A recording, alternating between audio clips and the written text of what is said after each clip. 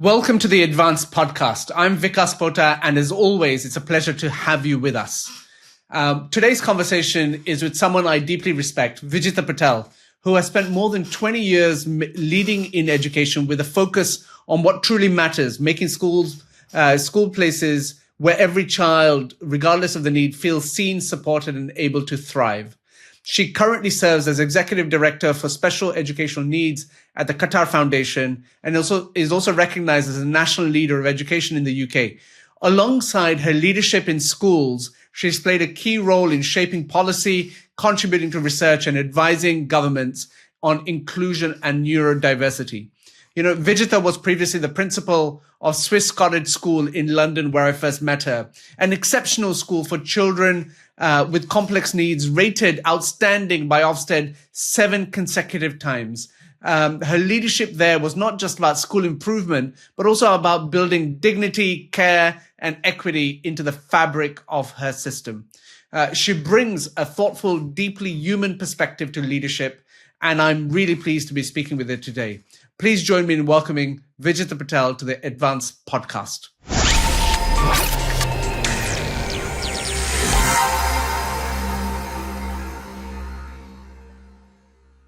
I'm really excited that Vijita Patel, former principal of the Swiss Cottage Research and Development Center and Swiss Cottage School, and now Executive Director of Special Needs Education for the Qatar Foundation, is joining us for the EdVance Podcast. Whilst we talk about education, we talk about mainstream schools, what I've always found very impressive is to engage with Vijita and her previous school in particular, and what they do in terms of innovation for a community that is highly marginalized in society. And I thought it would be useful to have this conversation by inviting her to actually speak to us about, high performance in special needs or neurodiverse settings in particular. Vijita, welcome to the EdVance Podcast. Pleasure to be here, Vikas. And Vijita, in terms of tell us a little bit about your history in terms of where you come from and what drives you, and tell us a little bit about your previous school in particular, where we first met. So my roots are from the US, and I was very lucky to feel my flourish through an incredible education system at no cost. And I think what's really important for me is a lot of my experiences for leadership actually started in the earliest years in my primary and then secondary school. I've come across to the UK. I've been here now for 25 years in the system. Wow. And was able to transition from mainstream over to special schools very quickly because the UK system is quite flexible in that way. The school that I have just finished after 13 years, really proud to have been and privileged to have been the school leader in a very forward-thinking culture that we've been able to embed. A special needs school, it's equivalent of 3 special schools in one. So a supersized special school, highly complex spectrum of additional needs. But we would always bring it back to these are pupils that are individuals, and it's our vital responsibility to unlock all of their truest potential and take that incredibly seriously in terms of curriculum design, learning design, and the way that we're able to embed their equal position in the local community. And so our inspections regime in the UK has something called Ofsted. And until very recently, they used to hand out various kinds of accolades through the inspections regime. And yours was one of the very few schools that had consecutive outstandings, if I'm not mistaken, 7 consecutive outstandings, probably the only special needs school in the country to have that. Tell us how did you do that? How did you achieve that? So it's in the DNA of the school. It's very important that forward-thinking schools thinking about 21st century education are able to always ensure that they're growing. They're thinking about what the future priorities will be and bringing that into learning design and school design at the earliest stages. And it's sitting in the culture. We have worked very hard to continue a legacy that is focused on practitioner-led developments and empowering those who are highly marginalized to be able to have their voice, choice, and space in society. And what percentage of schools in England in particular are special needs schools? So it's a very small number. We've got 9% that are special needs school, including those that are run by charities and private sector. And so, I mean, it begs the question about, how can mainstream schools, move beyond surface level inclusion to create truly, neurodiverse, friendly environments for all learners? I'd love to get your response to that. I think we're often locked in this knowledge versus skills debate. And right now, there's a significant curriculum and assessment review being run by our government. But the majority of pupils with neurodiverse special needs disability profiles are in mainstream. And there are exceptional models out there. When I look at some of the schools that we've partnered with, they share the same guiding principles as us. I think what's vital is any school that has pupils with neurodiverse profiles, and at this stage, that's every school across the country. There is not a school that's able to say that their admissions does not have an inclusive model. They're balancing what is a debate. They're actually balancing that knowledge acquisition alongside the skills that are going to contextualize and generalize every child and young person's ability to translate that learning beyond the school gates. Society has also become very digital. So sense of self, identity, that flexibility of thought, the ability to be able to respond to what's unpredictable in society, the resilience in what is needed to be able to nurture my own growth as I sort of own my journey towards independence. It's true for every child and young person in education at the moment. And as school leaders, we have such a significant responsibility at the moment to really harness all of the sort of best practice that is sitting across the system, not just in special schools, but in mainstream, so that we can cross-pollinate that understanding. And as a leader in a special needs school, dedicated special needs schools, what strategies have you found most effective when it comes to empowering teachers to feel confident and competent in meeting a wide range of these neurodiverse needs, like your previous school was? The most significant for us, and there has been a legacy at our school of this as well, it's been ensuring that we remain a thinking culture, an organization that's able to engage in professional dialogue. Many school systems internationally are quite done to. There's an accountability model, a curriculum is dropped down, and schools may have the sort of ability to personalize that. What we've tried to do is flip that narrative and ensure that what we're doing with any practitioner, educators, practitioners, multidisciplinary professionals, but vitally the families themselves, is sharing in the evidence base using very explicit data systems that allow us to enable everybody to be equal partners in that learning design.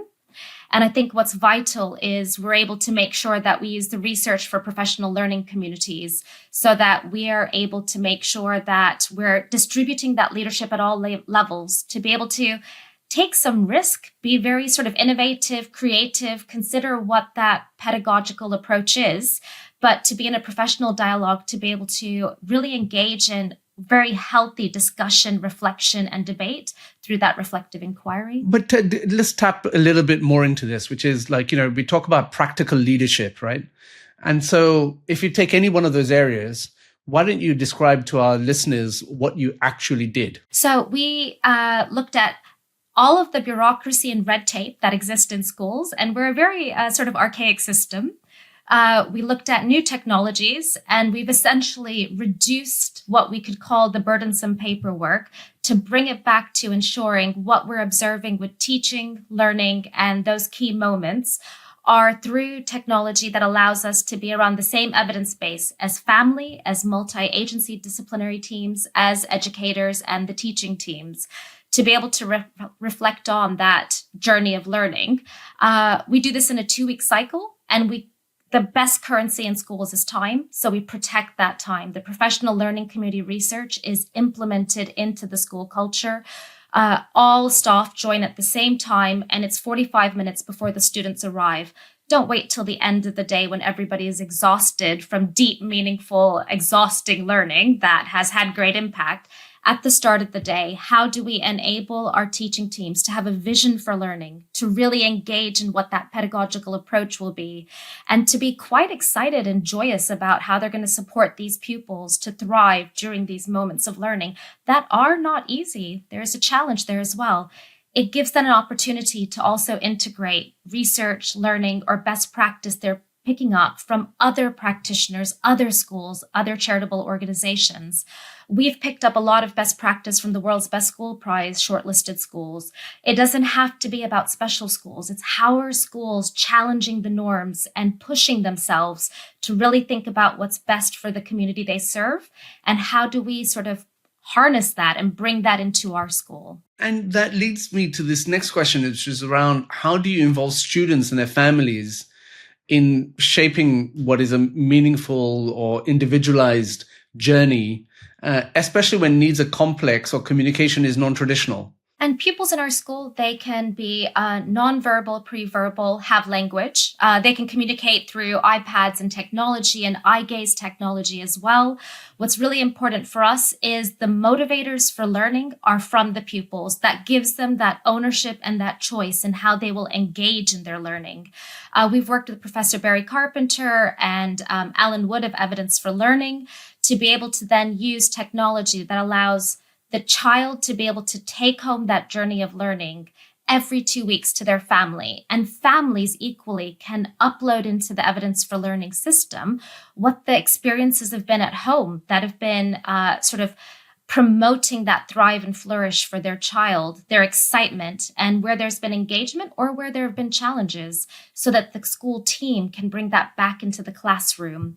It's really important that marginalized pupils who can be told what they cannot do and who are often having choices made for them, we're very mindful, very conscious and explicit about how they're going to have that ownership in their learning journey, and vitally where the peer collaboration can exist as well. Great, thanks. And, the thing that I always think about, and as you know, we've created a subscription product for schools to talk about culture in particular as a means for driving high performance. I want to start from the basics on this subject. How do you define high performance in a special needs school? And how can we rethink, traditional metrics of success to reflect the true achievements of neurodiverse learners? I'd love to get your perspective on that. That's a very good question. And I'd almost invite neurodiverse young people from mainstream to shape it as well.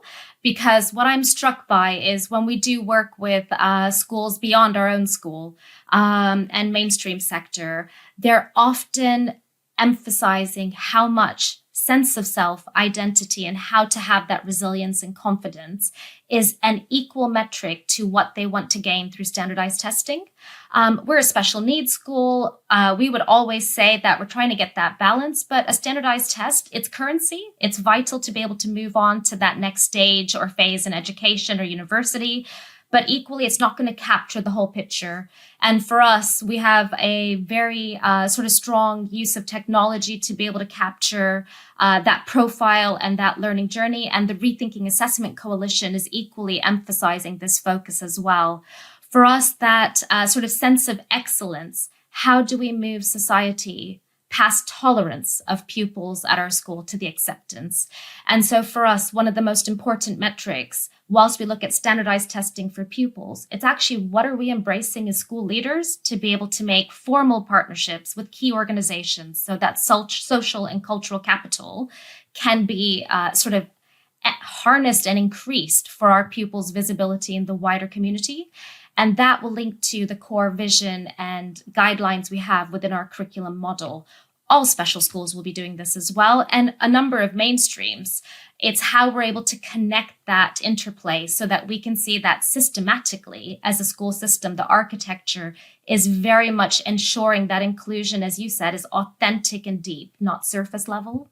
Yeah, and look, when I think about you and your leadership journey in particular, the question that really comes to my mind is everything you've said, I understand, but what are your leadership practices and the school-wide systems that are essential to cultivating this culture that you talk about of high expectations and continuous growth for students with complex needs? So we would say there's, it can be a formula of three, if that's a way to say it. There is what the culture is, what the guiding principles are for the curriculum, and how we're going to enable the pedagogist at all levels, and then what the systems and processes are to enable it. So the culture, we're very clear. We need colleagues that want to take that risk in thinking. And in a system that can be quite done too, how do we have authentic empowerment and sort of agency for our educators?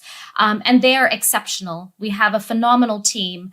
And what is helping us to make sure that we get it right is they have an equal voice. So as a school, what do we do as a leadership team? We ensure that that voice is able to actually very sort of authentically say, here's the evidence base. This is what we think needs to evolve in this curriculum model. Here's pedagogical approaches that we've researched that we want to bring into our suite of approaches.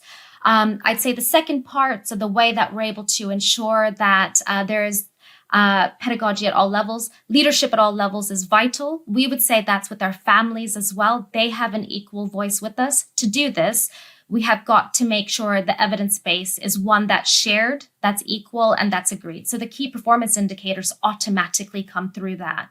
For us, systems and processes, they're all aligned to the formal research for professional learning communities. So wherever you went in our school, or my former school, the former school, not my school, but wherever you went in Swiss Cottage School Development and Research Centre, whether that was in the early years, the primary, the secondary, or in the sixth form, you're going to see a systematic approach in the way that class teams are connecting around the learning goals, the curriculum model, the way they're engaging in reflective inquiry to really unpack that learning design priority. And a review process, that means that when we think about holistic development, the cognitive, emotional, social, behavioral development for our pupils and the priorities that are arising, the way that families are brought into that to be able to feed into it. Because for us, what we want to do is ensure our families are able to be the advocates for their child or young person when they graduate out of the school, but equally the young person themselves being able to advocate for what they can do, not just what they're trying to access within the local community. Great, thanks. And, I've been wanting to explore the tension that there is between individualized education and external performance expectations, right? And so the question really that I want to ask you is around how can special schools demonstrate excellence while still honoring deep individualization and diverse learner pathways? It's a very interesting question. And I think it's the one that actually probably creates the greatest passion for school leaders as well. We're all working very hard to be able to create these individualized models. But the beauty and power of a school system is the fact that we want to have that connectivity and cross-pollination. It's all about these partnerships. And how do we systematize the unique sort of expertise that sits in schools in order to make sure that the school system itself is able to be quite systematized and connected. We have partnership schools that we work with formally and informally, but more importantly, we've got organizations that we've essentially, you could say, adopted for our equity, equality, and accessibility mission as well, so that whilst our pupils are experiencing our school curriculum in those settings, those organizations are also able to think about how they cultivate that for a wider population of pupils or adults with neurodiverse profiles or additional needs. And that allows us to move from the idea of individualized deep learning pathways to one that is sitting in the system and recognized. And there's a shared understanding on what those guiding principles, but the criteria would be for the baseline expectation, the non-negotiables, so that we can start to challenge that marginalization. Thanks, Vijita. And the question that really I want to go to, and you kind of touched on earlier, was around how if there was a setting in which technology could make a proper difference, it would be in a special schools context. So knowing you a little bit, I'm always very impressed and inspired with your embrace of new technologies. I'm sure people like the large technology companies who shall remain unnamed are beating a pathway to your door. But tell me, what is it that excites you about the possibility of technology? And how have you seen it applied? And what do you think is coming down the pipe? The digital revolution is absolutely phenomenal, and we've had the benefit of being able to work with incredible forward-thinking researchers, PhD students, and organizations as well. I think I could sum it all up by saying I feel the incubator for any tech innovation should be the classroom. And if you can get a tech innovator connected to educators and practitioners that have a clear vision for what the technology can be, should be, but also the role of the pupils in shaping it, it's pretty phenomenal what comes out of that. We've worked with 3 companies that used us for R&D, and what they intended and what the output was, seeing that journey has also helped us as a school think about how we are very mindful about our digital vision, what that strategy is, but vitally, how can we make sure we're able to utilize it to align to the curriculum vision and those core principles. I've enjoyed the best use of innovation category in the World's Best School Prize. It's helped us see that also often those innovations are not highly expensive. They're just deeply considered tech sort of approaches that are going to enhance and almost be a golden thread for the curriculum to have its flourish. And that's helped us think about how we're ensuring we have vital technology that gives our child or our young person a voice, is allowed to give them their visibility in the wider community that they can't access. But equally, how can this technology really empower and make that sort of passion and creativity for teaching and learning flourish as well? I think it's quite impressive what you just said there, and quite interesting and important in that, tech is an enabler for so many things. And in your context, how you've seen its applicability. So in the Global EdTech Prize, which we also present at the World School Summit later this year, we find actually schools actually thinking of themselves as EdTech now, which I think is quite fascinating as well in terms of the development of new technology, deployment of new technology to their students and their communities. And do you think we'll see more of that? And when do we see the first special needs school actually technology break out into the mainstream sector? I'm really interested in when a school is going to show how technology is also reducing workload for educators, increasing their engagement in reflective inquiry, and how it's enabling their ability to be leaders of learning. I think that is sitting there and ought to be amplified. Special schools, technology is in the core infrastructure in a very vital way. So the tech innovation that can come through that, I am certain that you're going to see special schools in that category, because what we need to do, I think, is have the conviction to say this is something that can be across every school setting, mainstream and special.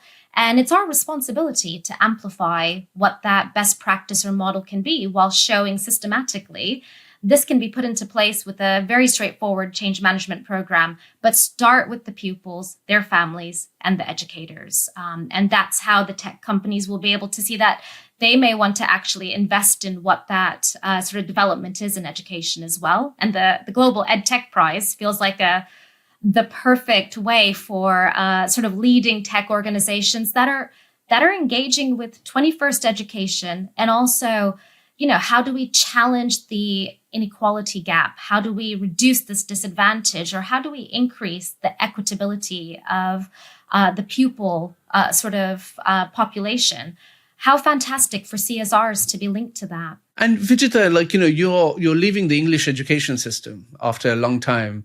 And many people in your position, leadership position, who have experienced school principal role, especially in tough contexts, often talk about burnout.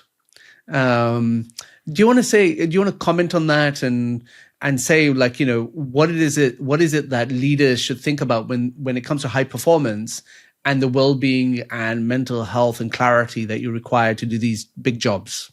The really conscious leaders, and I think all school leaders are conscious leaders, so I'm thinking about any sector, we're so driven by what is needed to make society stronger. and we're naturally problem solving. So you absorb all of the dilemmas that may be sitting in the system and want to get that right, because we've got such a responsibility, not just for the pupils we serve and their families, but for the workforce as well. And I always bring myself back to two key reminders. What will we as an organization or community be able to do to be able to make society that much stronger? And what is it that is going to make me very excited and smile and feel that passion when, the range of contracts, fiduciary challenges, financial landscape, turbulence in the sort of policy system, those are descending, but what is it that we're creating and controlling in our climate? I think it's really important that, as school leaders, we're very good at knowing when we're close to the threshold for an impact on well-being and burnout. I have found the greatest tool for me has been the networks that we're able to connect to, because we're able to really link to other leaders beyond education sector to share some of those challenges and have that very vital conversation that can allow us to lock and load that context and think, actually, now, how can I be a system leader and being able to improve this for the wider community? It's fantastic to hear. And if I will ask you this question, you have some time to think about it. If you had one contrarian view to share about the education sector in the UK or in England, or your experience, what would it be? I'll come back to that. You don't have to answer that straight away. But please do know I'm going to ask you this question. You talked about three big things in terms of high performance. And prior to this interview, we've actually had an exchange where you talked about how ownership versus done to, in inverted commas, you've said. Can you say a little bit about that? That can actually provide more insight as to what you mean. It sounds pretty obvious, but tell us more. It's vital for me as well. It's, I think about it for pupils. We always want to enable our pupils. And then sometimes, and I'm thinking about the wider system, not just special schools. And then, of course, qualifications, the pressures for how to get to that next phase of education comes in. And their ownership can be diluted slightly, because we do need them to be able to, cross those thresholds. When I think about education and special schools as well, I think about it in terms of the workforce. So there can be a national curriculum. We have, 5 curriculum models. We had that at Swiss Cottage School. How do we actually be explicit about the way the organization works so that we are systematic in the processes that are going to promote ownership and agency for our practitioners and educators versus the delivery of the curriculum? And in special schools, we do have more freedom, because pedagogy has to be something that is really deeply considered and research informed. But we don't want to just model it and have it implemented. Actually, very empowered educators are able to personalize that to the profile of the pupils, but also to the wider goals of the child or young person. I find the done to side is often linked to where the archaic elements of the education system can amplify when the pressure levels increase. And we've had to bring ourselves back to what is the conviction we're going to have to make sure we're authentic in that agency and empowerment priority, because there's an international gap in the number of teachers that are needed. The number of children and young people with disabilities and SEN that are not in schools internationally, and even in England, are a reflection of how there needs to be a shift in the system. And those cultures, school leaders have the power to balance the accountability system with the culture they want for their schools. And we're able to have the conviction to say, and this is how we'll do it, and this is what works for our community. You talk about, in terms of your biggest lesson being, owning the shared responsibility and ensure it is considered, if not defined.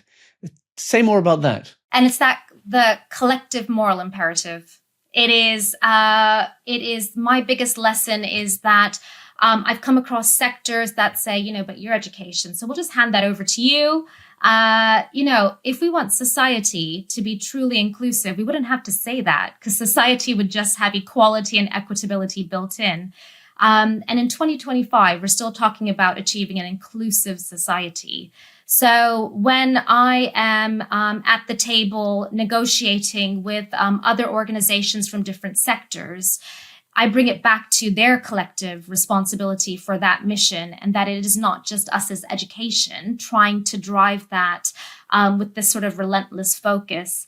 And my biggest lesson has been being able to sit down and make sure we're not bringing our expectations to that table. We're keeping some opening because the shared vision is what is vital. If they are overwhelmed by how to achieve this, naturally there's a default to say this will be unattainable. But if we're able to develop a shared vision, whether that's with health, social care, tech companies, universities, they suddenly realize they have ownership on that piece of the puzzle that is going to be vital to be able to achieve that collective responsibility as well. That's really interesting. You speak about that, and I'm sure will resonate with our listeners.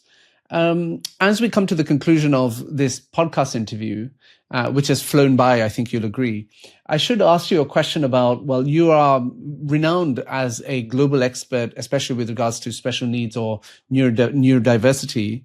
When you see the world, and you're now moving to a new part of the world, what are the 2 or 3 things that the English education system does very well that you think that other systems could benefit from?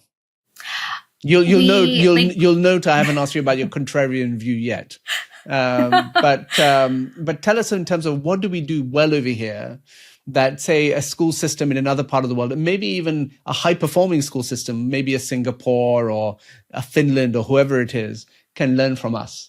I feel there's it links to the contrarian view.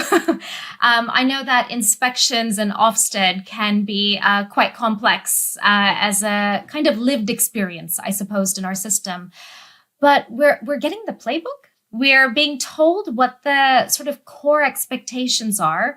And whenever we speak to international delegates, we have a number of ministerial delegations that will come to Swiss Cottage as well.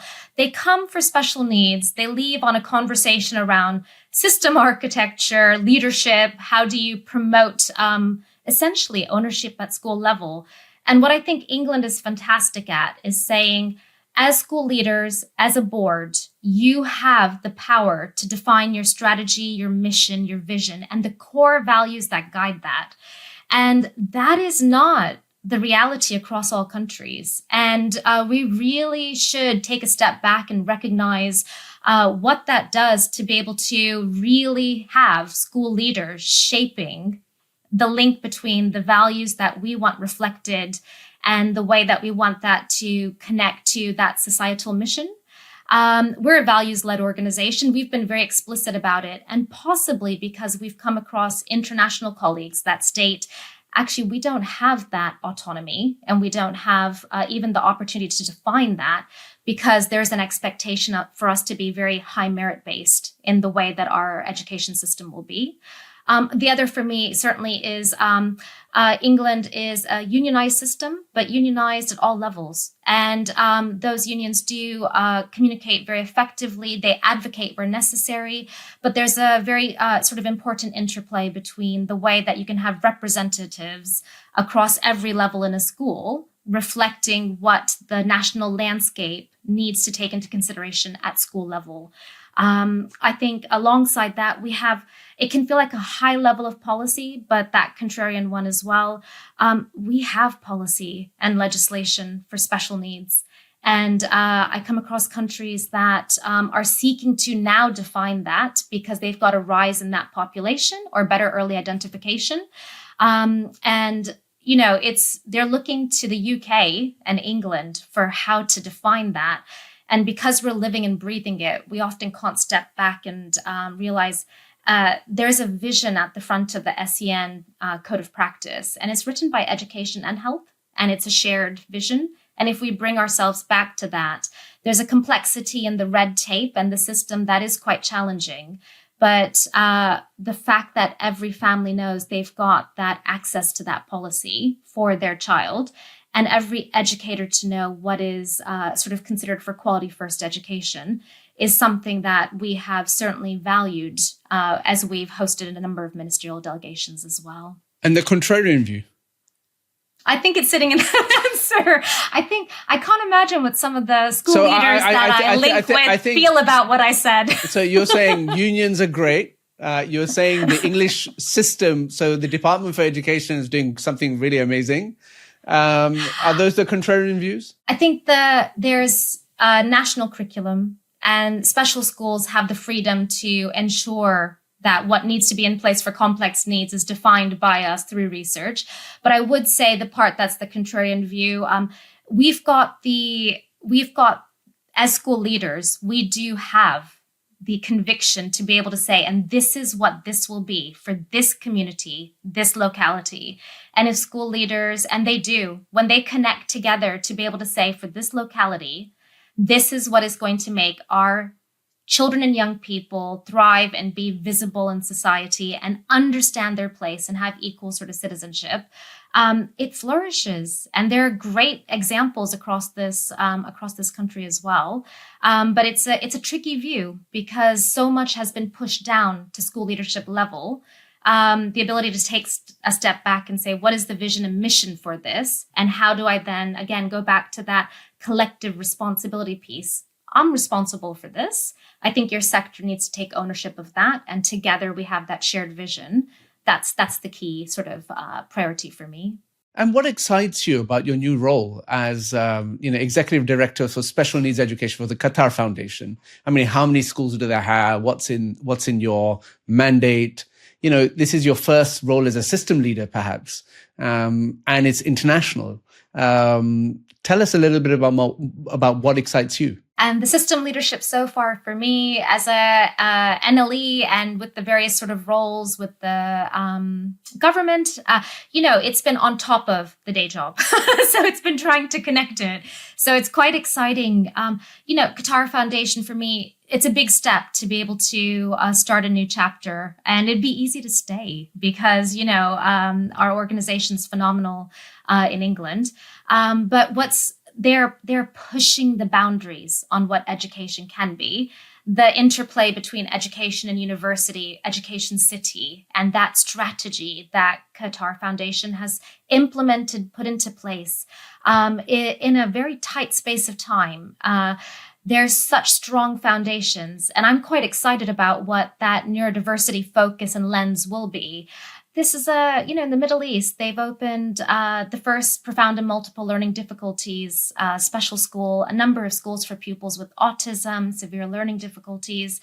They're very bold in wanting to connect the power of their culture with the realities of what 21st education and digital society will be, but as an opportunity. And so I'm really looking forward to joining the foundation and being part of sort of this global movement towards inclusion as well. As a globalist, I'm very excited, but as an Englishman, I feel, their gain is our loss. Vijita Patel, thank you so much for your time, and we wish you every success in your new endeavors. And we celebrate your achievements in the English education system in an area that I think a lot of us understand is highly complex, complicated, politicized, and challenging. And what you have done to create a high-performing institution in your previous school is to be celebrated. So thank you so much for everything you've done, and we wish you every success. Thank you. Thank you, Vikas. What a rich and thought-provoking conversation we've just had with Vijita. A big thank you to her for joining us today and sharing her insights. A few things really stood out to me, and I hope they will stay with you as well. I looked at this conversation from a bringing someone who has run a very complicated school and setup in a very challenging kind of circumstance and context. And we wanted to look at, what does high performance mean in that kind of environment so that we can learn otherwise. And she talked about three things. One was around the take ownership versus the done to culture, which I think was quite resonant in all the examples she provided. And then the second thing she talked about was, as I heard, it was about distributed leadership versus devolved leadership, which I think is quite powerful. And the third point she made was there's obviously a tapestry that you create and you knit together that blends culture, vision, and strategy. And if you're able to do those three things as a leader in her perspective and from her experience, it leads to high performance. And I think that is a really valuable thing that she imparted to us. If you enjoyed this conversation with Vijita Patel, please do hit the subscribe button on whichever platform you're using. It helps more educators and leaders around the world find these important conversations. Thank you for tuning in. I look forward to sharing another great episode with you soon, right here on the EdVance Podcast. Goodbye.